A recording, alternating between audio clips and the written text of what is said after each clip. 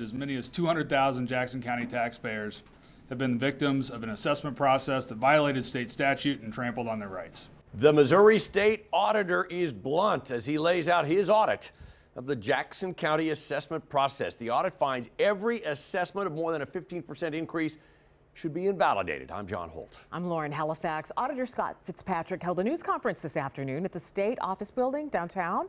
That's where we find Fox 4's Jonathan Ketz joins us now live to explain what the auditor thinks taxpayers should do about this. John?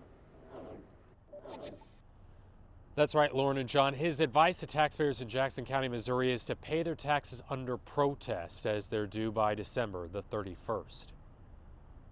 There are people who have already appealed and have resolved their appeals, right? There are people who maybe didn't get the notice in time to even to actually get an inspection and try to appeal. After you pay your taxes under protest, Fitzpatrick told taxpayers to use the remedies available to them by law to see if they could be lowered.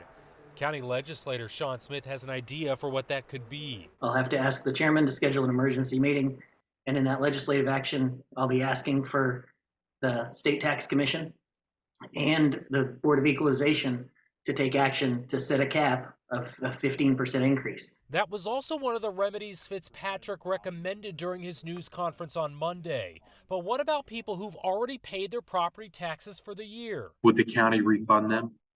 I think we have to. I think by law, we're going to be required to. My hope is that we figure that out sooner as opposed to later, because when somebody's overpaid, the longer we hold on to that money, the more likely it is that they're going to make economic choices that they might not have made if we hadn't raised their bills so much in an unlawful manner. County Executive Frank White, who's in charge of Jackson County Assessor Gail McCann-Beatty, isn't commenting right now. We also asked legislator Jalen Anderson how he thinks Frank White and Gail McCann-Beatty will handle this issue now that the initial findings have come out from Auditor Fitzpatrick. That part of the story coming up for you tonight on Fox 4 News at 6. We're live downtown. I'm Jonathan Ketz, Fox 4, working for you.